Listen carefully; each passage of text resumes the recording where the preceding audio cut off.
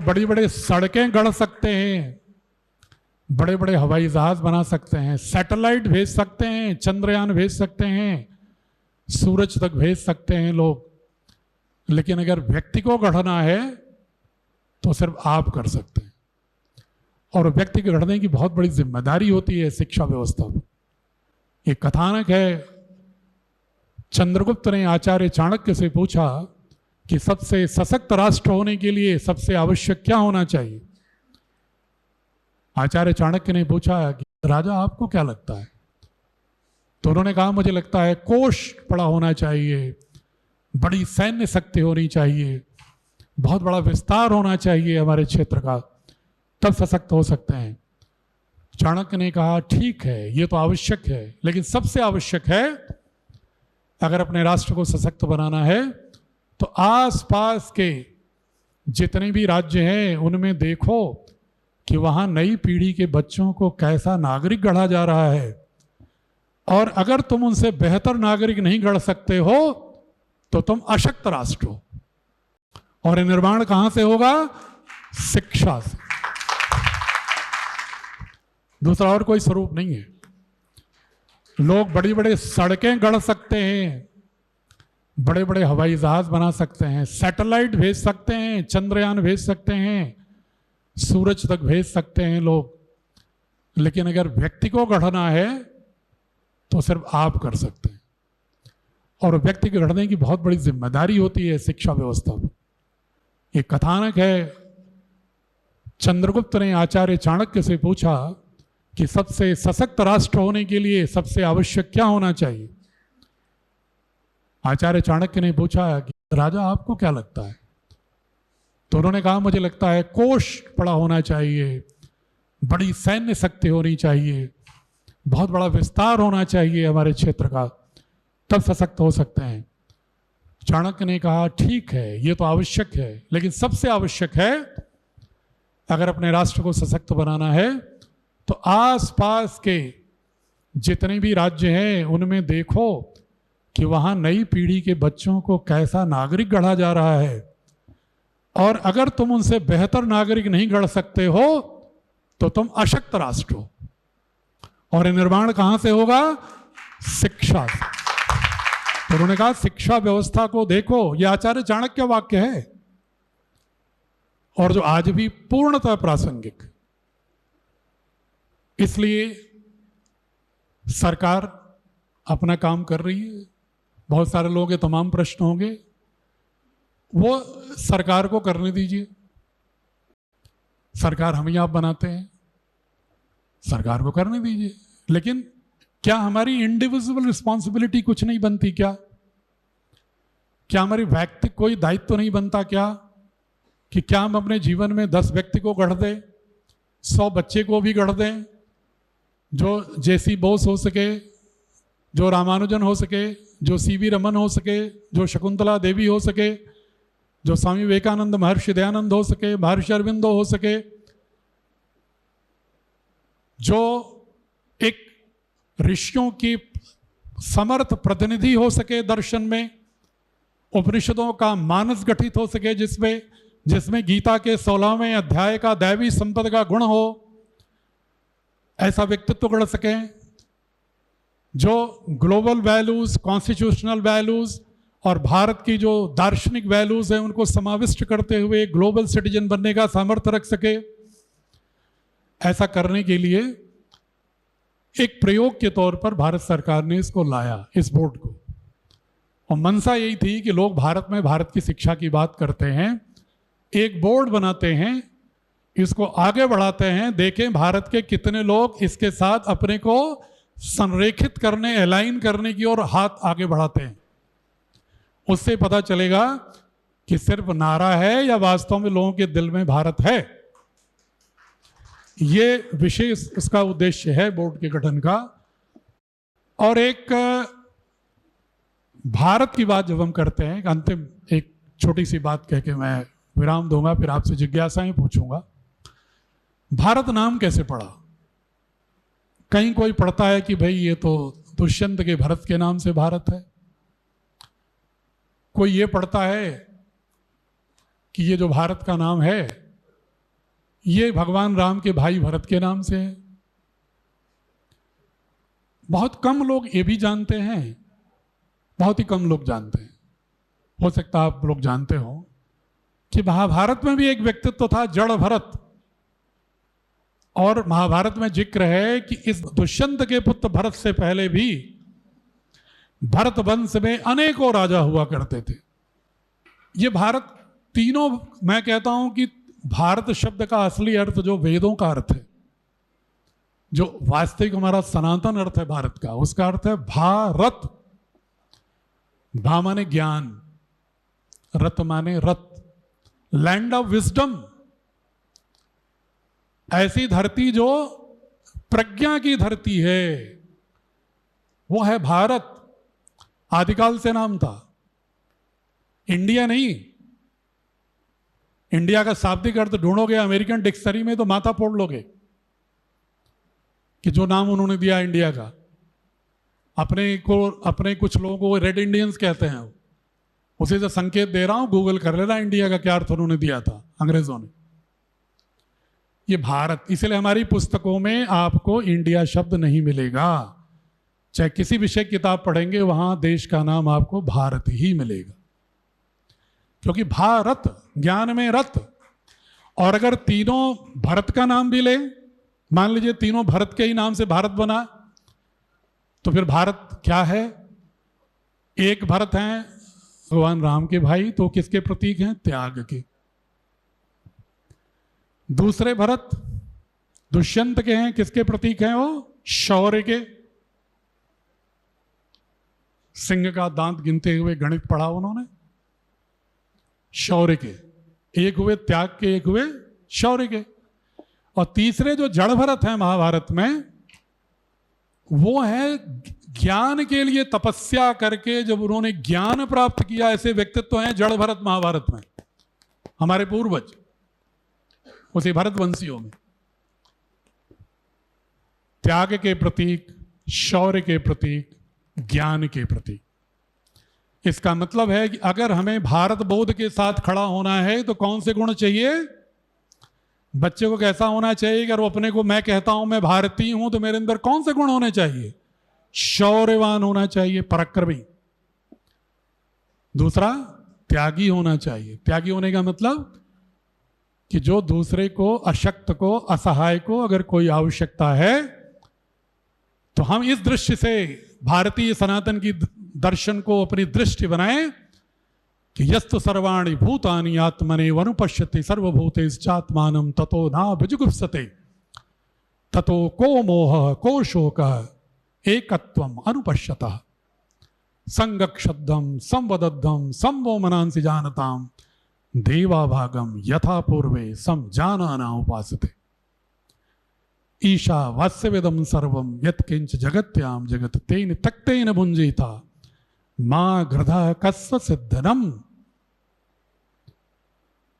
समानी मंत्र समिति ही समानी समानो मनः सह चित्तेशाम।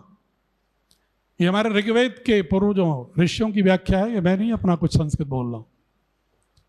ये ऋग्वेद और यजुर्वेद के वाक्य हैं जो कहते हैं तेन तक तेन भुंजी था। जो प्रकृति से उतना ही लो जितना तुम्हारे जीवन जीने के लिए न्यूनतम आवश्यक हो। शेष अन्य जीव जंतुओं के लिए छोड़ो, शेष प्रकृति के लिए छोड़ो, शेष अगली पीढ़ी के लिए छोड़ो। तेन तक तेन भुंजे था। अगर ये दृष्टि हमारी होगी तब हम त्यागी हैं। त्यागी ये नहीं कि हमने किसी को कंबल बांट दिया और भंडारे करा दिया तो हम त्यागी हो गए। ये भ्रामक बात है, ये कोई भारतीय ज्ञान परंपरा इसकी बात नहीं करती। त्याग का मतलब है त्यागपूर्वक भोग करना। तुम्हें जितना न्यूनतम आवश्यक है उतना ही करो, तभी अपरिग्रह होगा, तभी आस्तेय होगा, तभी सत्य होगा, तभी अहिंसा होगी, तभी ब्रह्मविद बनोगे। ये जैन का पंच महाव्रत हो, चाहे पतंजलि का योग दर्शन हो, चाहे दैवी संपद गुण हो, अभयम सत्व संशुद्धि ज्ञान योग व्यवस्थिता दानम दमश्य यज्ञश्य स्वाध्याय तपार्जवम। ये जो विशेषताएं हैं, मैं पूरे चारों श्लोक नहीं पढ़ना चाहता, ये जो भाव है ये भाव त्याग है। आपके पास सामर्थ्य ही नहीं तो त्याग किसका करेंगे? तो इसका मतलब सामर्थ्य को शुचितापूर्ण ढंग से एकत्रित करो और अपने लिए उतना उपयोग करो जितना तुम्हारे जिजीविषा के लिए, जीने के लिए न्यूनतम आवश्यक हो। तब मानेंगे कि बिना तेन तक तीन भुंजी था के कोई त्यागी नहीं है। ये छिटपुट धारणाओं से कुछ नहीं होता।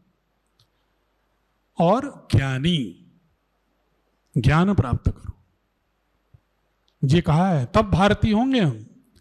अगर हमें बच्चे को भारत बोध लाना है तो हमें सिखाना होगा कि पराक्रम, त्याग, त्याग बिना करुणा के नहीं होती, त्याग बिना संवेदना के नहीं होती।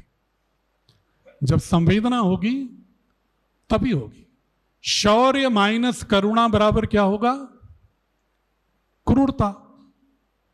आपके पास पराक्रम है, करुणा नहीं है, तो आपका व्यक्तित्व कैसा होगा? आतंकवादी होगा, क्रूर होगा, गुंडा होगा, माफिया होगा, शोषक होगा।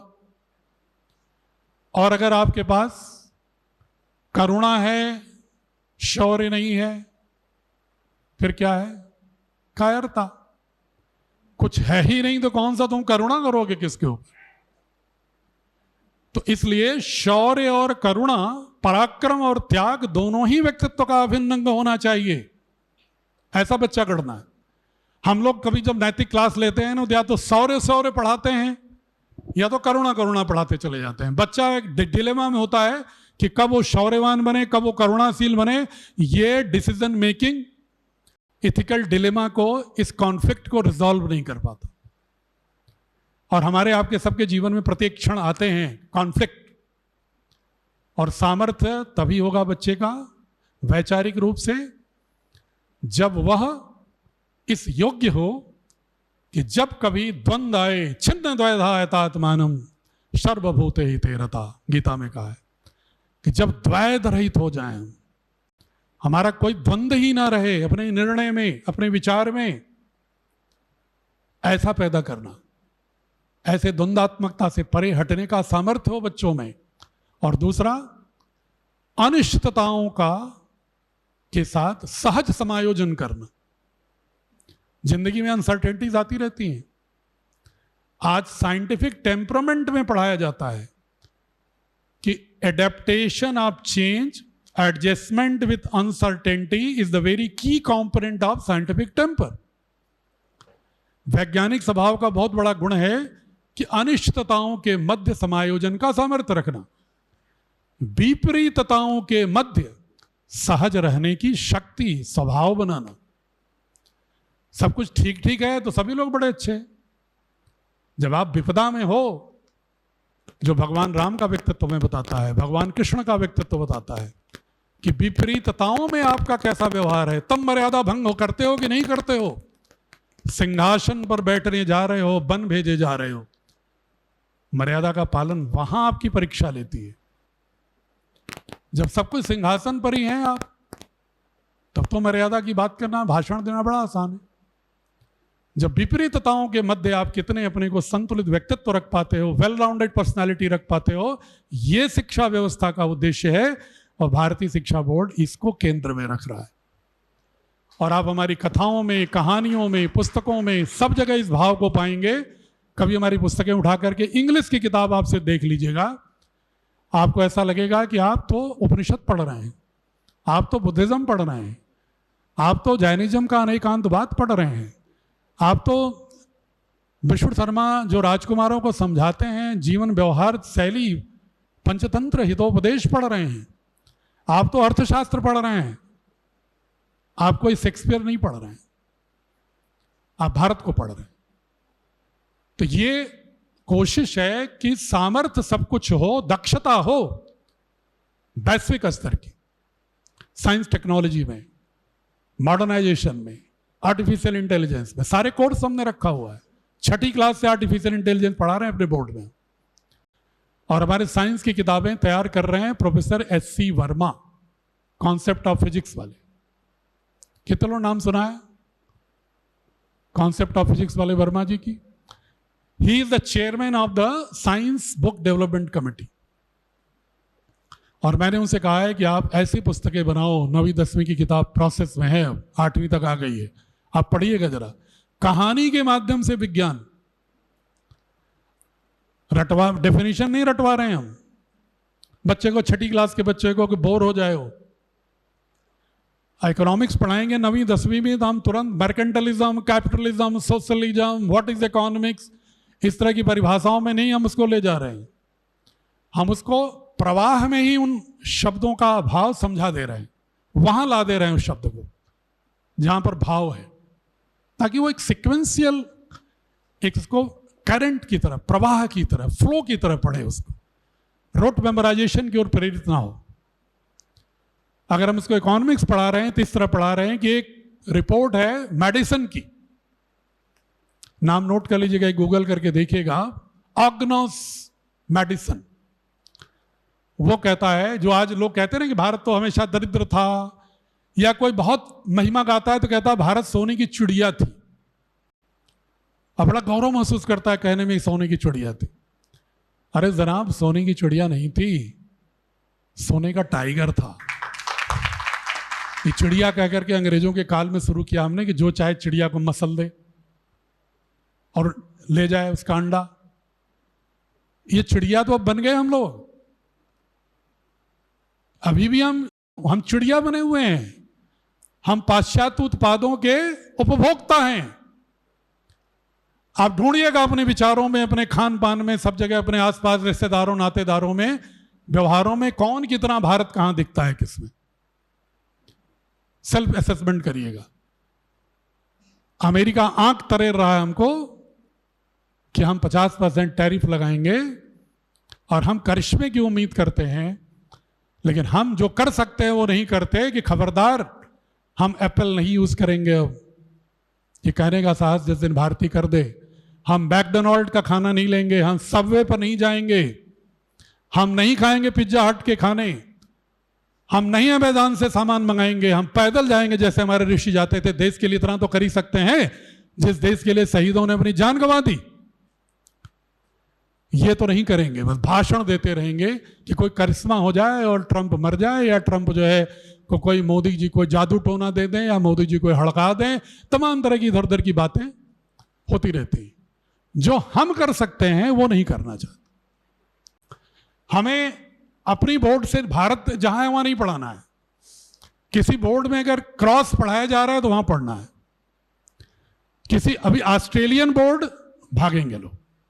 इस देश के सबसे अधिक जो अभिजात्य लोग हैं, धनाढ्य लोग हैं, उनके बच्चे पढ़ रहे हैं कहां?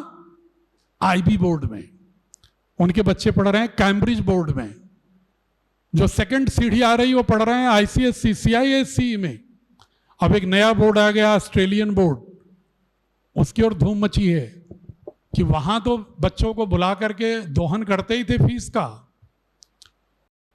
अब यहां भी पहली से 12वीं तक भी यहां भी आपका दोहन करेंगे और सारा आपका सोना ले जाएंगे। चिड़िया तो हम हैं ही। जब तक हम अपने देश के लिए सचेत नहीं होंगे तो चिड़िया ही है।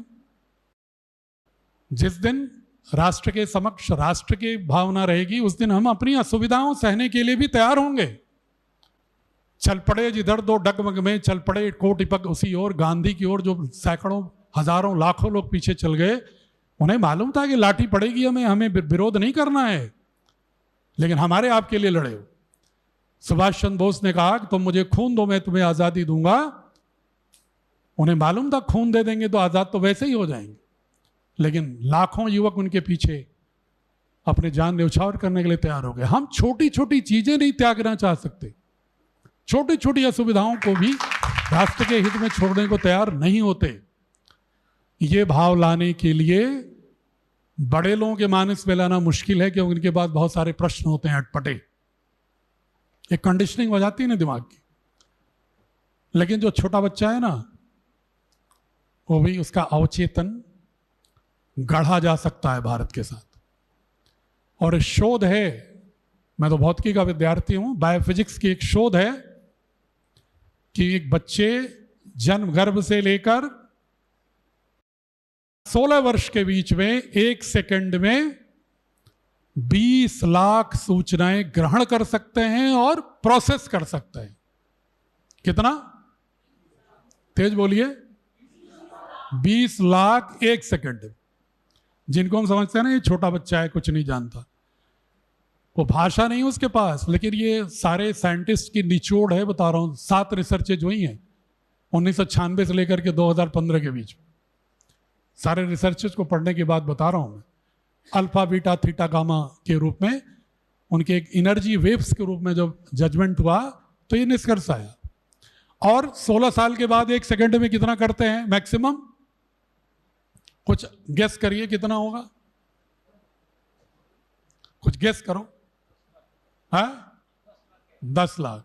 आप गेस करो, वरिष्ठ व्यक्ति आपसे पूछ रहा हूं। 16 साल के ऊपर 1 सेकंड में कितना इंफॉर्मेशन लेके उसको प्रोसेस करना।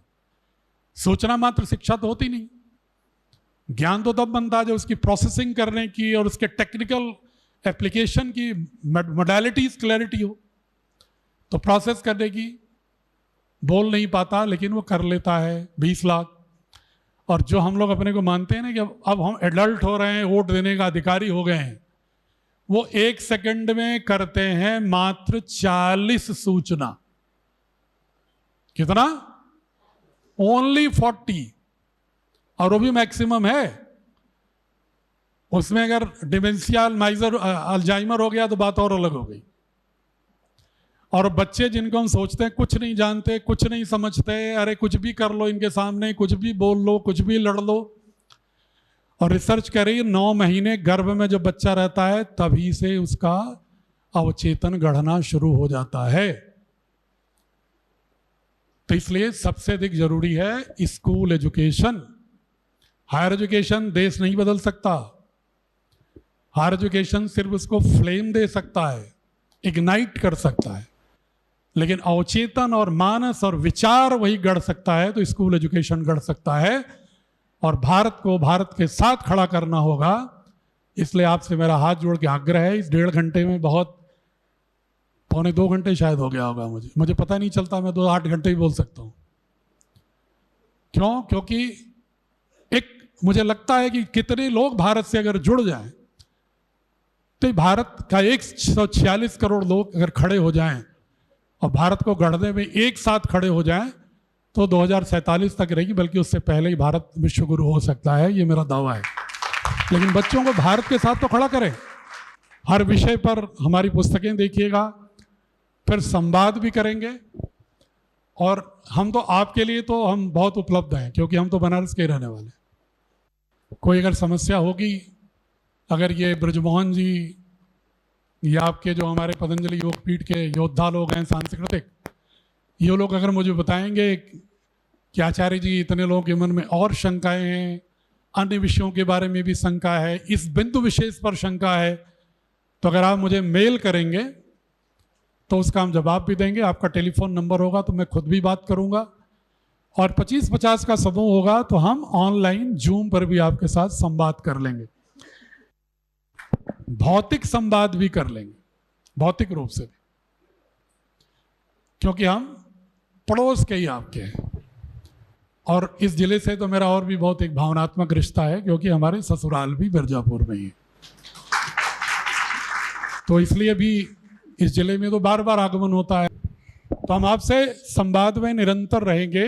हमारा मेल है, अगर नोट करना चाहें या तो ब्रजमोहन नोट करा देंगे, chairman@BSB, भारतीय शिक्षा बोर्ड, chairman@BSB.org.in, chairman@BSB.org.in। मैं जानता हूं आपके एक बिंदु ऐसा आएगा जिस पर मैं जानबूझ के नहीं बोला हूं कि एप्लीकेशन के लिए कितनी जमीन चाहिए, कितने विषय होंगे। ये जो बहुत सारे प्रश्न हैं ये मैं छोड़ता हूं, जब आप पूछोगे तब बता दूंगा, क्योंकि ये प्रश्न तो होंगे ही। तो अगर और कोई कॉन्सेप्चुअल प्रश्न हो तो मेल पर डाल दीजिएगा। टेक्निकल कोई बातें हैं तो उठाइए, क्योंकि ताकि आपको हम आपके जिलाधिकारी महोदय का भी आशीर्वाद दिला दें, उसके साथ फिर यात्रा को पूर्णता की ओर ले जाएंगे। सर, एक छोटा सा प्रश्न है कि जैसे संस्कृत भाषा को वरीयता दे रहे हैं, तो बच्चे यदि संस्कृत भाषा या भारतीय संस्कृति को पढ़ रहे हैं तो कॉम्पिटिटिव एग्जामिनेशंस में संस्कृत का रोल तो बहुत कम हो जाता है। तो वो कैसे आगे मतलब पार्टिसिपेशन में उनको बड़ी समस्या आएगी। देखिए जैसे- कॉम्पिटेटिव, मैं समझ गया प्रश्न आपका। Okay, thank you. Competitive examinations के लिए जो अन्य विषय हैं, साइंस, टेक्नोलॉजी, उसका पूरा सामर्थ्य हमारी पुस्तक देखने के बाद फिर आप मुझसे मेल पर बात करिएगा। मैंने संकेत में बता दिया कि जो कोई आईआईटीएन नहीं मिलेगा भारत का जो प्रोफेसर एससी वर्मा की कॉन्सेप्ट ऑफ फिजिक्स पढ़े बिना जेई में आगे बढ़ा हो। वो चाहे फिजिक्स वाले पढ़ा रहे हों, चाहे बायजू पढ़ा रहा हो, प्रोफेसर एससी वर्मा की पेडागोजी और पुस्तक को आधार बनाता है। वो हमारी पुस्तकों को 6ठी से 12वीं तक पूरी साइंस की किताब को 50 विद्वानों के साथ नेतृत्व कर रहे हैं।